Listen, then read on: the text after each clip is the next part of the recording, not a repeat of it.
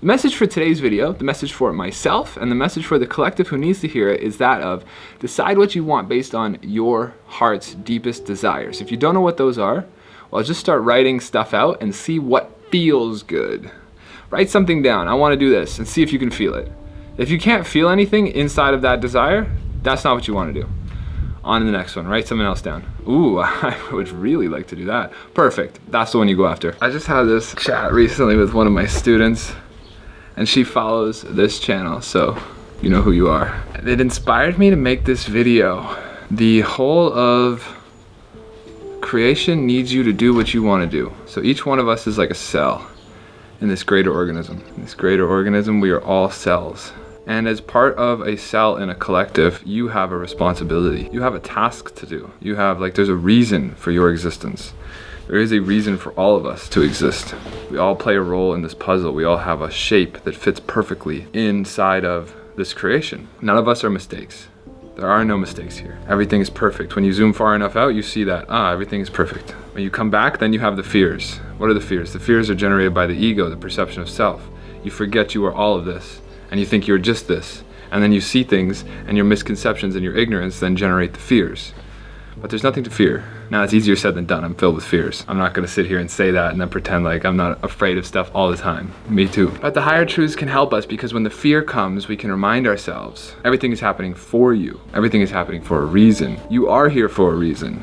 There is a purpose to your life. Hindsight is 20/20. When you look back and you see all the difficulty you've gone through, or even all the good things you've gone through, you can see how they all connect to bring you to where you are today. And if you're suffering today, I'm really sorry.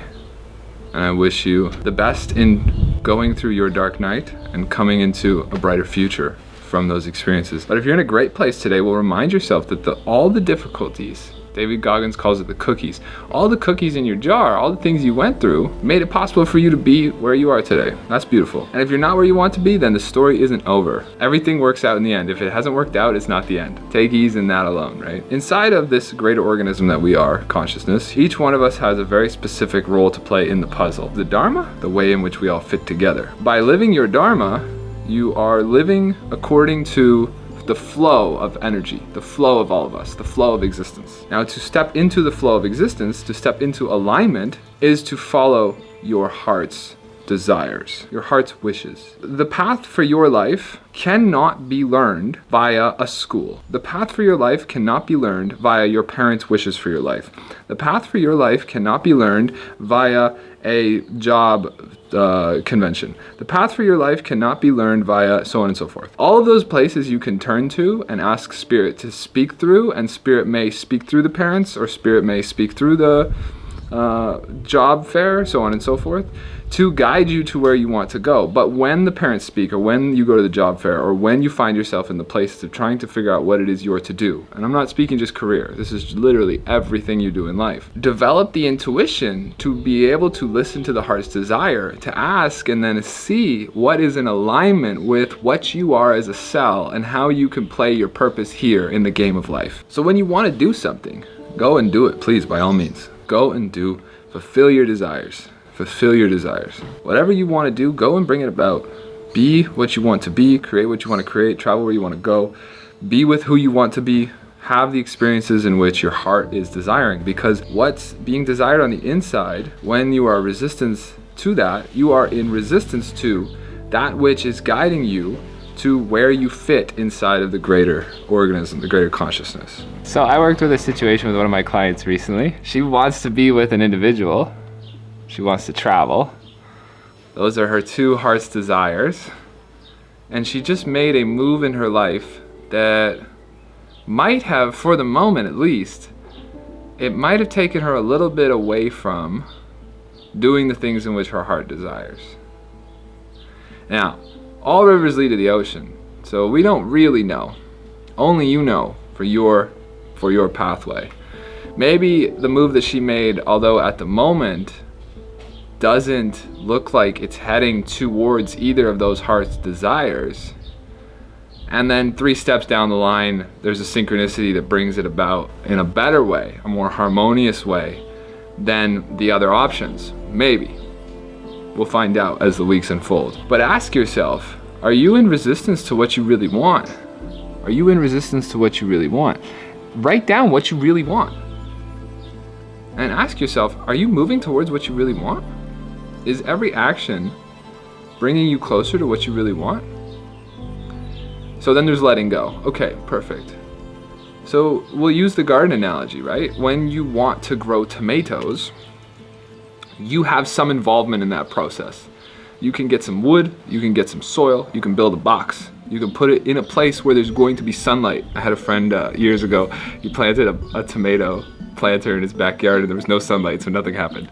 So, right, put the box where there's sun, going to be an appropriate amount of sun for the tomatoes. Maybe have like some sticks or some poles so that the tomatoes can vine up and have something to support themselves. And then once that's done, sticks are in the soil, box is in the sun, seeds are in the ground, water is on top, maybe a little bit of fertilizer. Leave it alone, let go. Have enough of the intention, have enough of the doing, the movement, to set up the box, put the soil inside, put the sticks, make sure it's in sunlight, and so on and so forth. And then trust the universe. Trust in God at that point. It's His work to actually germinate the seed and then the rest of the magic that unfolds after the circumstances have been put in place by us within the most amount of sort of means we have accessible to at any one given time. So we can set ourselves up so that God can take us the rest of the way. But it's also like a give and take, it's a play with the universe. You want to make sure that like if you're trying to grow tomatoes, like at least plant tomatoes. Like it doesn't make any sense if you're trying to grow tomatoes to plant potatoes or carrots or onions. Then we grow the wrong seed. We don't have to do the whole, and we don't even have to have the complete how figured out. We just have to have the intention of, I'm gonna grow tomatoes because my heart wants tomatoes.